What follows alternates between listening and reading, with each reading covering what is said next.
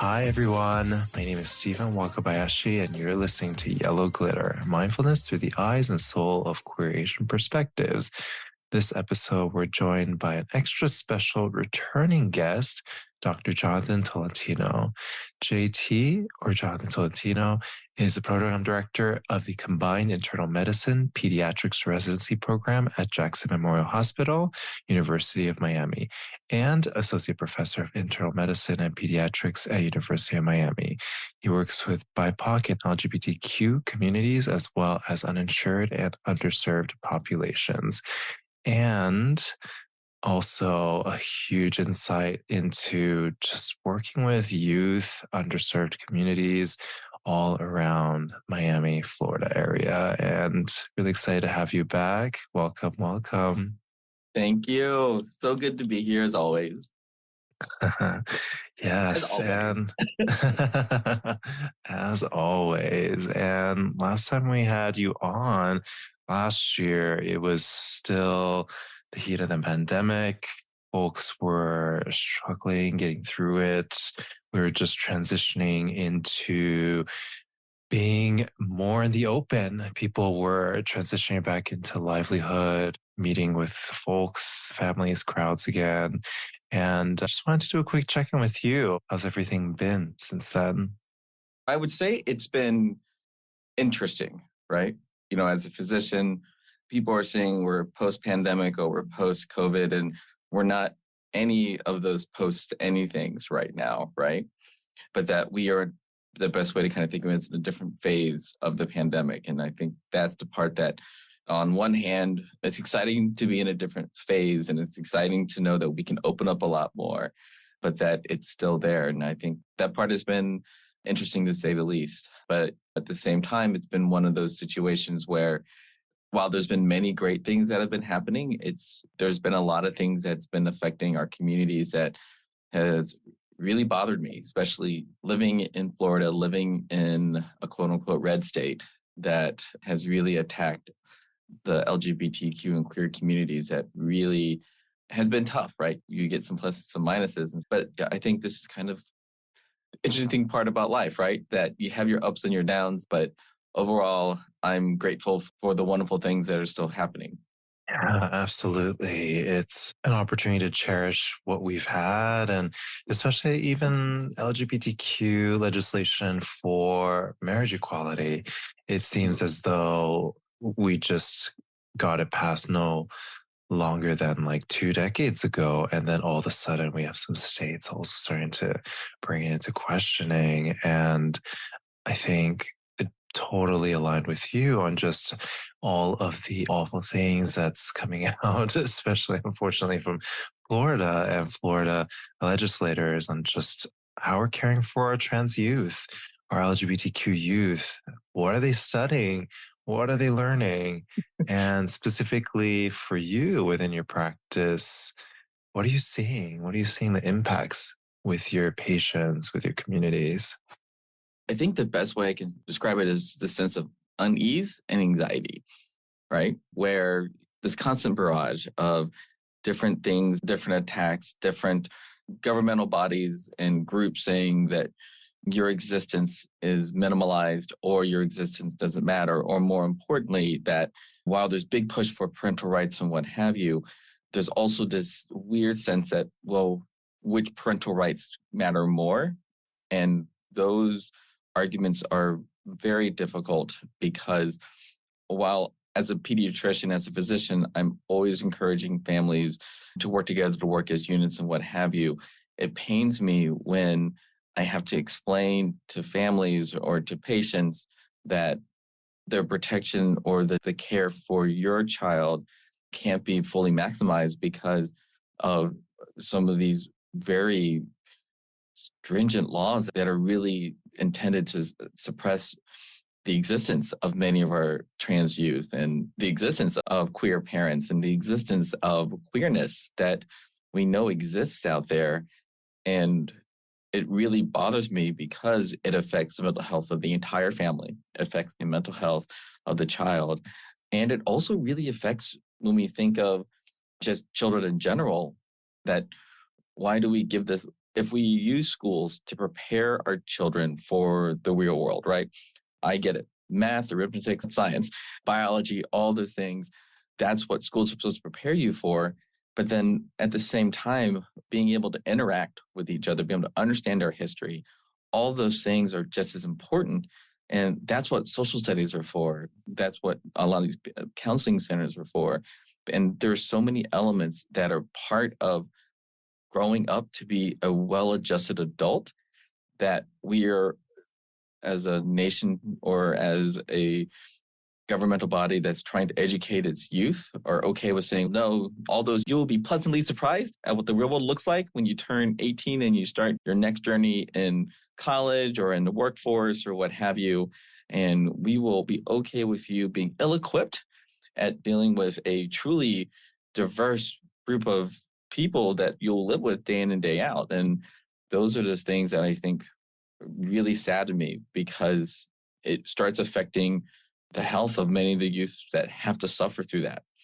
Yeah. And let me ask you, why do you think this is happening? I think it's one of two different things. And I tell parents this all the time, right? We are trying to do the best for our children, right? As a pediatrician, as a parent, or what have you, we're trying to think of what's best for our children and the best for the future, their health, or what have you. But when I take a step back and I think, why is this all happening? We always throw the word culture wars around. These culture wars are out there, that this is a queer agenda or what have you. And I think it's partly that fear of change, that while we know that the queer community has always been around the United States for many decades, eons, centuries, what have you, they've just had to live in silence, right? Or conform to a heteronormative world that many of us are very well used to. And to now enter into a world where we are beginning to start looking at queerness as part of the normal society is a very different frame shift and mind shift that I think many people aren't prepared for. More importantly, a reckoning of what really has truly existed for centuries upon centuries and eons as human beings, but that our social structures have never been prepared to actually integrate in a regular manner. And so from my standpoint, I think it from a healthcare standpoint of, well, for many, many centuries, medicine has always been structured with a very clear understanding of men, women, mother, child, father, what have you, family unit, what have you, and how those constructs kind of work is how medicine's always worked. And now that medicine has evolved to really recognize that gender is a social construct, biologic sex is biologic sex.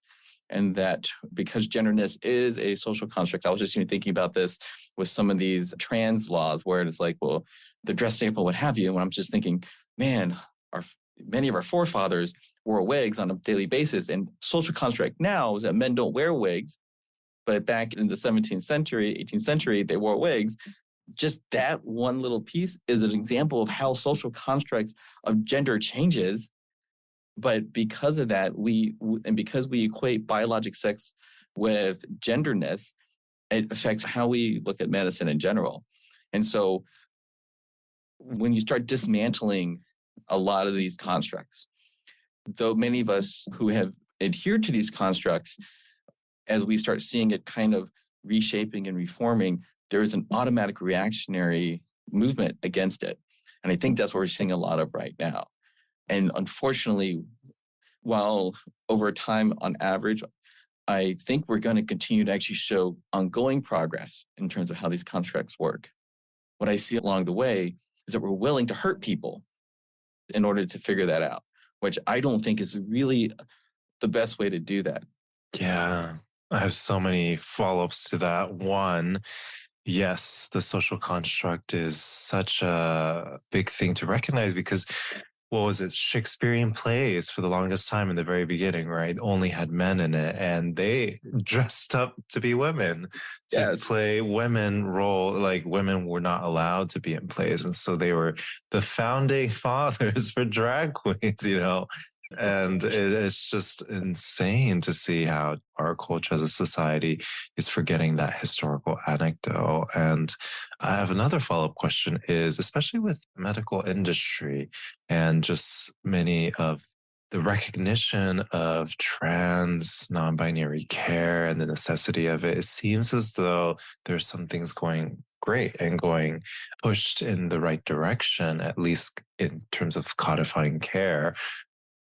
How do you think the medical industry is so much more progressive than just society as a whole? I think what we see in medicine is how the effects of putting barriers to healthcare can really affect patients, right? This is one where we've done the research, you've looked at the outcomes, we've looked at how this affects overall mental health, suicide rates, what have you. We know that rates of being unhoused are much higher in LGBTQ youth and all that. And we know that being unhoused in itself is a strong risk factor for worse health outcomes. And so I think it's because we have that perspective, right? One of our jobs as a physician is to be there at people's absolute worst times, provide care at the absolute worst times. And, it's very hard to go to the doctor if you're feeling great, right? But we see patients, we see our youth, we see our trans youth, our queer youth, and we see the stress, we see the depression, we see the anxiety. And we know this is negatively affecting a whole group of patients that I think is very detrimental. And we think just long-term effects. And I think that's where organizations like the American Academy of Pediatrics and what have you have taken a very strong stance in supporting the queer community, supporting the trans communities, because we know that denying care, right, discriminating against the LGBTQ and queer communities, putting in laws that basically erases or minimizes the existence of entire segments of the population can be very detrimental to the overall health of children. And I think that's where we've taken a much more progressive stance now. And I think this is the part where understanding the complexities of medicine is really hard, right? And this is one of the huge complexities of medicine. And the hard part is that it seems like medicine evolves and changes, and it should. Medicine should evolve and change. We are learning so much about the human body. We're learning so much about how we understand the interface of culture and social constructs and biology and how that changes and how that evolves and how that all interacts with medicine. And I think those constant changes, I think, are hard for the general public to understand, not because the general public can understand, but it's because the complexity is so intertwined. We still always say that medicine changes so constantly that good majority of the information that I learned in medical school has either been changed, debunked, has been improved upon, and that we are constantly learning more about the human body. I will tell you that when I retire, probably in 20, 30 years, how I practice now will be vastly different than how I practiced in 20 years, because our understanding and how things evolve will change. But I think that's where, getting back to your original question, why medicine has really tried to be in the forefront, or at least been a harbinger of a lot of what's really going on with the trans and queer youth in America. I just remember going back to younger Stephen when he was studying Baby biology, baby Stephen going into pre-med and studying biology. I had a professor that was always big at just pointing out everything we're learning are all theories. They're not actual codified, structured law of whatever. And even some of the laws, we say it's a law of something, but it's just a theory. And I think the one thing that the professor kept pointing out was that the concept of correlation versus causation. And so much of what we learn are simply correlations versus absolute causations. This affects this.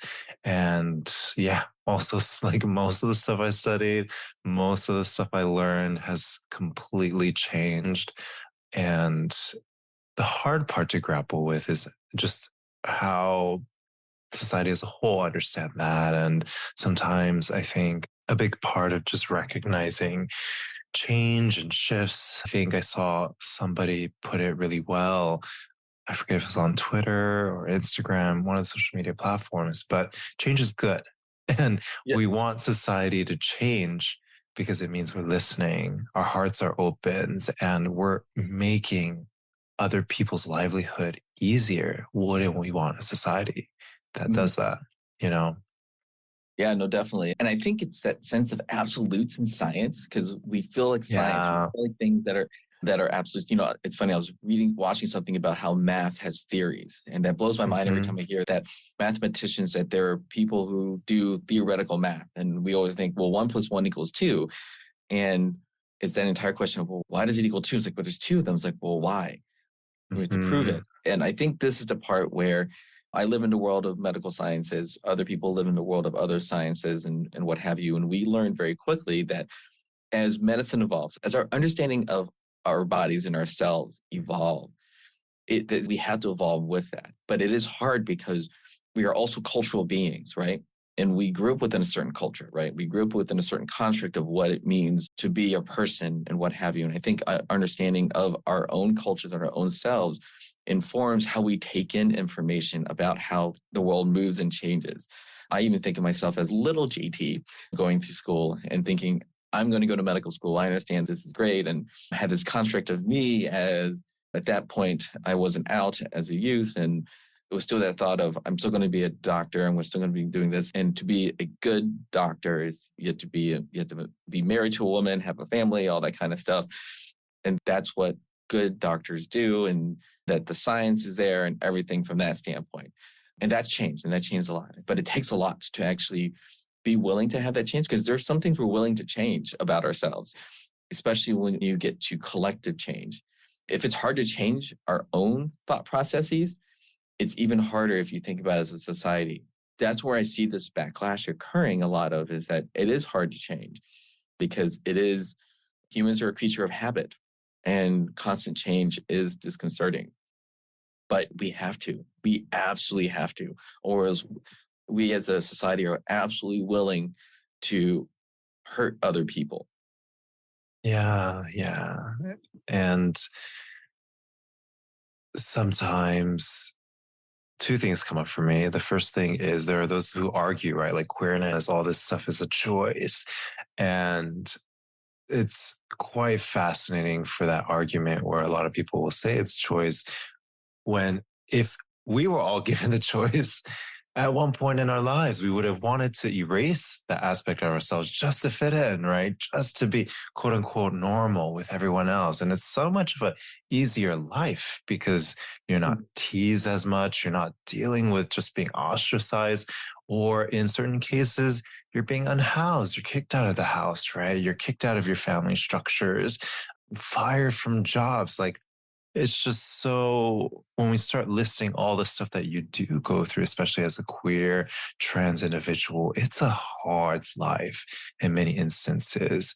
And then the other aspect is this whole notion that some of these people are representative of our sins or whatnot, but actually it's quite the opposite, right? Where it's representing authenticity, truth, this vulnerability to be who you are unabashedly, which I think is a big part of what's scary for a lot of people is maybe there is a bit of queerness within them, transness within them that they're afraid to recognize. And it's so much of, and not saying everyone who pushes against it is queer or trans, but with the growing populations, I don't know if you saw the statistic. I was taking a look at just historical context, decade over decade, how many more the population that says that they are in fact queer. Yes. And it quite literally seems to double every single generation, every single decade. The statistic kept quite literally doubling. Like I think the percentage of queer youth identifying is about 30% right now. Yes. And the millennial generation is about 15%. The generation previous to that is about 7%, and then about, is that like 4%, and then 2%. And I was like, this is quite fascinating to see. But anyway, that was a tangent to the no, but potentially everyone is queer. Yeah. Well, I think everyone's struggling with it. It's not a struggle. I think it's more that acceptance that gender is a social construct, right? And so the concept of that you have to be straight or bi or queer or just straight, and that you have to marry somebody of the opposite biologic sex is what you have to do, is truly a social construct that who you decide to be with for the rest of your life or for an extended period of time really is your choice. Nobody really decides who you are attracted to, who you are, what have you. Now, the biological sciences, it's absolutely true. In order to procreate, you have to have somebody of the biologic male sex or the biologic female sex, and or being able to actually find surrogate ways to be able to do that, either through IVF or what have you. The concept of the family unit is something that still remains a social construct. We often talk about families living together and what have you, and the concept of family can be very different based upon where you live and what have you, and that entire construct in which, like the expectation that brothers and sisters all live within the same area of each other, or even something as simple as our grandparents expected to live with the eldest child, which is very common in many countries. In my family, that's the expectation, is that the oldest child takes care of the grandparent. That's a social construct. That's a social expectation. But then when you come to a very Western culture in the United States, it's very customary for families, once the child leaves the nest, to kind of live on their own, and that everybody lives very independently, even into their elder age. And we have nursing homes, we have assisted care living facilities. There are many queer retirement communities in many parts of the country where people can grow old together, but it's never this expectation in many circumstances where family units must always stay together. And I think your statistic from before makes complete sense, that our understanding of our overall, not just gender, but our sexual orientation can actually be very fluid. And I love that. I love that for our youth. I love that for that. And I know that many of my colleagues still struggle to wrap their head around it, because it wasn't a social construct that we were trained in, nor was the social construct in which we grew up in.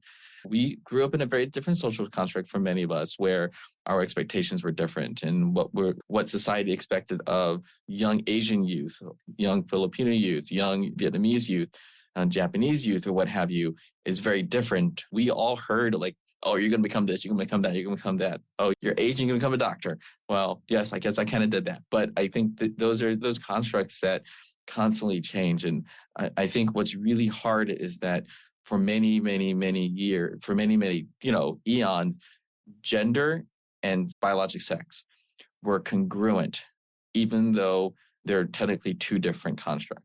And that's where I think a lot of this debate comes from, because now that we're trying to separate the two constructs, and really understanding at the root what's different between them, that there's still many in society, and unfortunately legislators, who are trying to keep them together because that's the way it's always been. But it's kind of like anything else. If that's the way it's always been, Miami would be a swamp, New York would be an island with nothing to do, and, and Alaska would be a barren tundra without people. That's the way it used to be. Yeah.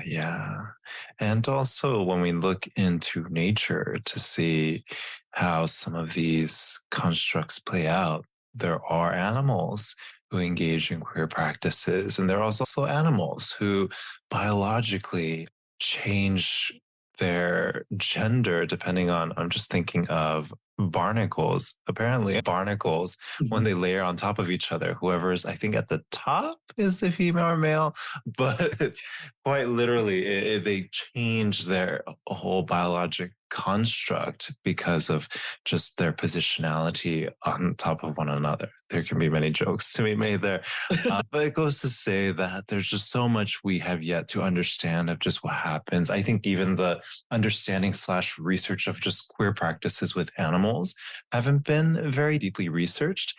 And so as we shift the lens of our own social constructs, I think it's starting to open up our magnifying glass to see what is actually happening in the world, because we start accepting this opportunity for other forms of truths to exist. But it's quite fascinating how I was reading an article where basically we as humans, because we had this construct of gender, construct of sexuality, that we apply this as the primary lens to so many creatures and animals and beings out in the world. In fact, it could have been completely the opposite.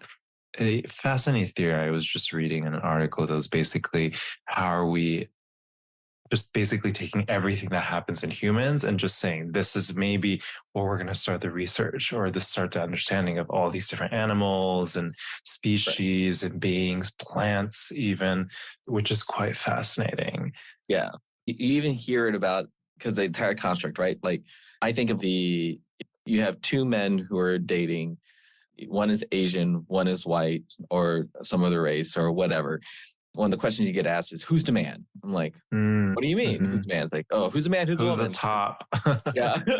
But I love that entire question of who's the man and who's the woman, right? Because really, and this is what it gets down to, it is who is playing that social role, that entire social construct. And it goes back to, it's a social construct, right? There's no biologicalness when two gay men or two gay women come together and start dating, that one has to assume the quote unquote man and the quote unquote woman positions, because they're all social constructs. Yeah, they're just made up for playing house, basically. I remember when I was dating a guy once, they're like, I think you're the man in this relationship. I'm like, I don't know. I think you're also the man in this relationship too. I mean, we're both men and we both identify as men. So I don't know what it's like, oh, you're talking about this weird dynamic of submissiveness versus dominance and what have you, but they're all social constructs, right? Biologically, I don't become the woman in one relationship versus the man in one relationship. So you're not a barnacle. No, not a barnacle. What an interesting one like that would be. Yeah.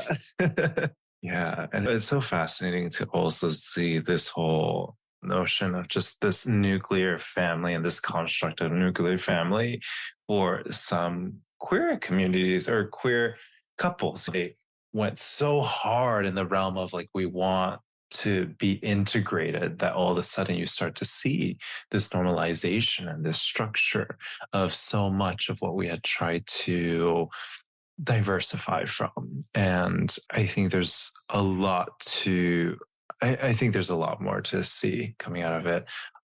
What I want to touch on next with you is specifically with our queer youth and our queer youth who may be struggling with some of this stuff, who may be in a state that is passing legislation that don't recognize, don't protect them.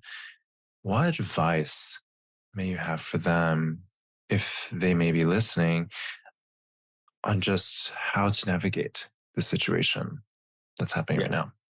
I was actually talking to a colleague of mine who does this work in Texas. And so she and I, we talk a lot. She's a trans physician herself. And we spend a lot of time just saying, how do we do this? Right. And I think the first thing that I think of is find your allies. Find your support group almost immediately. Find whether it's your friends and family, whether it is your counselors, whether it's your physician, find support. There are obviously many queer organizations out there that provide really great wraparound care and really great wraparound support, because the first thing I think of is that you should not be alone, and you should not feel alone when you're in these situations, because it can be very isolating when you feel like the entire weight of an entire state is working against you, that there's nobody else out there that's going to help you. There are people, there are advocates, there are organizations, there are physicians who understand and who really are working really hard to find those resources so that you can actually get the care that you need, but more importantly, that you're not alone and that you're not in a situation where that you could potentially either not get ongoing care or that you're potentially in a dangerous situation. Because I don't want also to be in a situation for youth to feel that they have to hide as a way to survive, right? I tell everyone that my goal isn't survival. My goal is that you thrive through all of this. And then it sounds like semantics, but if you walk in with, I have to survive this, then you also walk in with the potential that you may not succeed. As opposed to really what I'm thinking about is you have to really have to go in with the mentality that you can thrive, and there are ways that we can help you thrive despite the crazy legislation that's going out there and the crazy things that's working against you from that standpoint. The other part that I always really focus on is, depending on where you are in your own journey, is also really thinking about is your overall healthcare. And that if you need a counselor, find a counselor. If you need a psychiatrist, find a psychiatrist. And if you don't have a physician or a physician that understands the queer community, there are websites out there. For example, the GLMA, the Gay Lesbian Medical Association, has a clearinghouse of queer physicians or queer allied physicians that are willing to help you and that work with the queer community and the trans community. And it's a great resource for a lot of people to kind of look for physicians who are willing to help and have experience working with the queer communities in many of our states.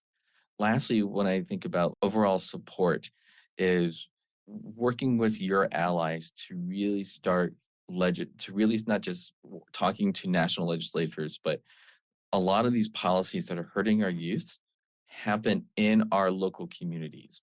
And so it's more than just voting, is actually bringing your voice to the legislators, to your city councilmen, to your representatives, really being able to actually look to people to actually think about change, an actual real change.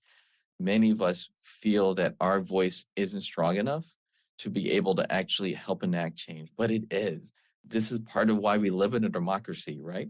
That our voice actually can have impact. And so this is where the more that we get people politically active, the more that we get people to actually tell their story and tell their personal story to those who are actually making policy or influencing policy, can be wholly helpful. Those are those small little efforts that can actually have huge, huge impact. I just even think about when gay marriage was basically codified into law through the Supreme Court decision back in 2016, that came through one person in Cincinnati, Ohio, and just working that way all the way up to the Supreme Court. And it just takes one person and one person's voice to make a huge impact. That's a great point. And I think the pro and con of what's happening right now, I think we're going to see an opportunity for many of the issues going to the courts, and then ultimately also then going to the Supreme Courts, and then having an opportunity to have a debate at the national level to see who can have rights recognized, codified into law. It's definitely scary, but it's one of those things that, especially as we even think about the recognition for same-sex marriages, right? If it were not for the people who had it denied and they didn't take it to court and they didn't surface it up, it wouldn't have been at the stage for us to talk about it collectively as a country. My hope is that will take a little bit of time. And with that, we have younger generations getting into the voting age. I know. A few more years. And I mean, that's where I have a ton of hope is I think a lot of the younger generation really get it. And a lot are really dismantling a lot of many social constructs, right? Social constructs of gender, social constructs of sexuality, social constructs of relationship styles and types. And I'm really excited to see how this becomes more mainstream in a way that is more accepted. But definitely, just like you mentioned, change is tough. Change is not something that happens overnight. And we all have to do our due diligence, especially whether we're in our communities, whether we are allies ourselves, to put ourselves out there in a way that helps other people that this impacts, especially our marginalized communities. Mm-hmm. No, definitely. And I think that's one that we always have hope with the next generation, right? And that real sense that change doesn't necessarily come from the older generations. And I say this as I've become part of this older generation, which I don't feel so great about sometimes. But I think this is the one where what I'm seeing now amongst Gen Zs and younger millennials is that they're beginning to see that not only do they have a different sense of construct, but that their voice now really does matter, that their decisions really do matter. And that more importantly, that efforts to disenfranchise them won't work, that efforts to silence them won't work. And then more importantly, that they are now a bigger part of the decision-making workforce, that 10, 20 years, they're going to be the majority of the working patient population. They're going to be the majority of the local legislators, if not the some of the national legislators, and that they really are going to be the ones who can affect change.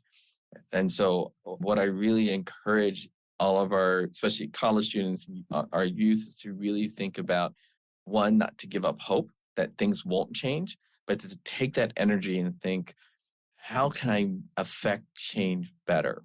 How can I continue to hold legislators accountable for what they're doing to us, what they're doing to their constituents that they're supposed to be protecting and serving? And then more importantly, really understanding, how do you actually affect change? And we were talking about this earlier, is how do you affect change with people who don't necessarily always agree with you? That's the hardest one, because it's very easy for us to talk about how we hate things, about how things are going with the people who we agree with. But it's much harder to have that same conversation with somebody who walked into the entire conversation in the debate staunchly against what you believe and what you're doing. I think that's one of the bigger challenges that we have. And when we start talking about coalition building, and we talk about actually bringing everybody together and really affecting change, because we have many wonderful legislators in both the state houses as well as in Congress that have to do this on a regular basis. And I think those are those skill sets that I know are there, but more importantly, I'm really excited to see how our Gen Z's population are going to be able to take their passion and this real fight to make sure that queer rights are not just special cases, but that this is what we just do. This is what we should just do, and just make that part of codified law, or just make this part of who we are as a society. I'm excited about that. I think that's what's really great about looking into the future and thinking about where things are. Thinking about with my own medical students and my trainees, is how they are going to affect change and how they're going to continue to take their passions and move things forward, whether it's my queer residents or my Black and brown residents or anyone that I work with, that they are the ones who are going to affect change, and they're the ones who are really going to take many things that I wish that our generation was able to accomplish and kind of pass it on and pick up that responsibility. Absolutely. And for some quick, maybe like actionable advice that I may ask you, let's say you were just somebody, whether you're an ally or you're part of the community, but you want to check in with someone to see how they're doing, and making sure it's not coming across as performative, or it's just something that you're doing for the sake of doing, but you really want to check in with folks. Do you have any advice or recommendations that would be really helpful for folks to check in, be present with those who may be struggling? Yeah, I think first is the decision to check in. I think the anxieties of actually feeling, should I do it, should I not do it? Chances are, if you persevere in those anxieties, you'll never do it. So just do it. That's the first thing. And I think a lot of us fail to do that.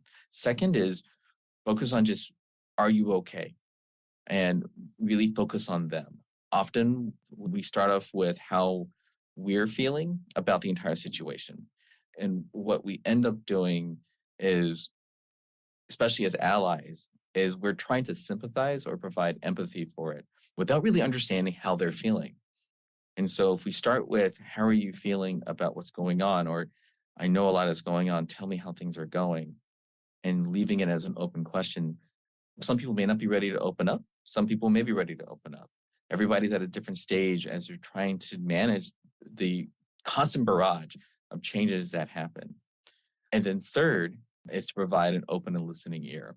Again, many of us want to talk about how we're feeling about this, but really focusing on trying to understand and how you can support them, whether it's just a listening ear or whether it's taking them out to dinner or just hanging out. Something simple is what many people are looking for. The support often just comes from not being alone. And I think that's the hardest part. Many of us feel that we should do more, but doing more sometimes comes off as doing more for oneself as opposed to doing something for them. Yeah, that's a great point. Not having an agenda and quite simply being open-minded, open-hearted. Yes. And I think you'll find that you'll get a lot more out of that conversation that you have than if you walk in with your own agenda saying, I want to talk about the legislation that's happening in Florida and Texas and in Tennessee. Isn't that terrible? So terrible, so terrible. It makes you feel so bad for everybody. It's like, it's helping you debrief, right? And if you need to debrief, that's something that I think we all should do. But that debriefing is not the intent. It wasn't the intent of what you walked into. So knowing for yourself what your agenda is, which in those conversations should be the person that you're supporting, it helps so that you're not basically giving out your own feelings and your own anxieties about the situation. Yeah, that's a great point. And I think I have a few more questions for you just to wrap up. This has been such a fruitful conversation talking about so many things of just how to show up for our queer community, our youth. I wanted to ask you, what is a last takeaway that you want to share with audiences? Showing up for our youth can come in many different forms, right? And what I really push our community and especially allies of our community is to move beyond the simple, I'm going to post something on my Instagram or on my Twitter, or I'm going to have a unnecessary conversation and a Twitter fight online, and really start thinking about authentically, what can you actually do to actually make changes? And how can you actually influence changes? So one is, like we just mentioned before, having open conversations with those who you want to reach out to support. Two, getting involved with many of the queer advocacy organizations nationwide, donating money to them, being a part of any local legislative days or rallies that they're doing in the state or in the local legislatures or what have you. And then three is standing up for the queer youth, whether it is calling your legislators, calling your local congressmen and local politicians, and really talking about your disdain for any legislation and what have you. And then lastly, and I think this is one of the hardest ones that I think we still struggle with, is really understanding how to speak up when somebody is either being harassed verbally, whether trans youth or trans adult, queer youth, or what have you, and how to actually not only speak up, but also how to support, and especially in conversations when they're not around, how do you actually authentically talk about the queer community and the trans community when they're not around, when you're just with others and something comes up? And how do you not only call people out, but more people, how do you call people in? Because the only way we can actually affect change is not just calling people out for what they said about our community, but how do you actually call people in so that you're actually growing the ally base nationwide, that you're not pushing them away, but you're actually wanting them to be a part of the movement, part of the support group. And I think that's a huge challenge. I think this is a challenge that I have, because you get angered about some of the statements and you're like, that's not right. Why would you say anything like that? These children are really suffering, as opposed to really talking about what is it that we can do to help this population? What did you say that was actually harmful, that could actually be damaging, and what can we do differently? those calling in conversations are harder. Those conversations take practice. There are many resources out there focused on building that skill set that are for free, and I'll provide those resources afterwards. But I think those are the simple things that we can do as we really think about the future and we really think about. I'm a big believer that change is always going to happen. As much as I started off the conversation that I feel a little mixed and I feel not defeated, but it's not the easiest.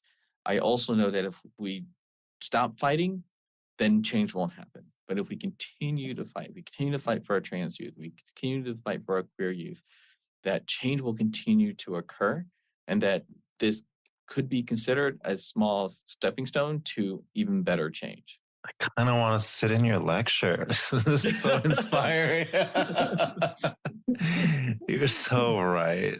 And I think the one anecdote I'll add is it's sometimes hard to get enamored with what also happens on social media, right? It's just like this whole notion of just maybe taking an incident that happened and instead of addressing it and maybe using it as an opportunity to call in, we go into these separate channels to then put things on just out there and trying to address things in such a separate siloed conversation sometimes that I'm like, bring it all together, right? If it's happening in real time, like what might be holding us back from showing up? And just like you mentioned, like the hardest conversation are the ones that maybe they're our friends, they're our colleagues, right? Might have not said the best thing. Right. How do we call that in, right? Without saying, they don't think like that, so I'm just going to let that pass. And I think that's been the biggest growth opportunity for me of just even starting with, hey, we don't say that anymore. Here's kind of what we say instead, and using that as an opportunity to educate kindly, lovingly to help bring everyone that I love, at least my love language that I'm starting to now see is just being able to bring the people that I love with me on this journey of understanding the plight and struggles of others.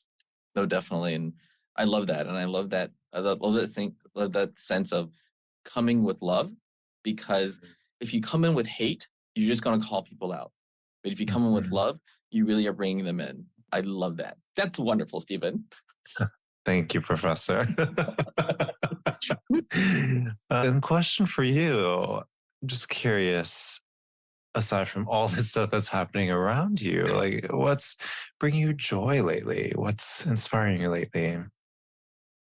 So I think for me, the thing that's bringing the most joy lately has been my residents. They've been doing some absolutely amazing things. One of them was recently at the state capitol and was testifying to one of the state committees and what have you. And they've been doing some amazing things, and that brings me joy. Oh, that's awesome. Yeah. That's a big deal too.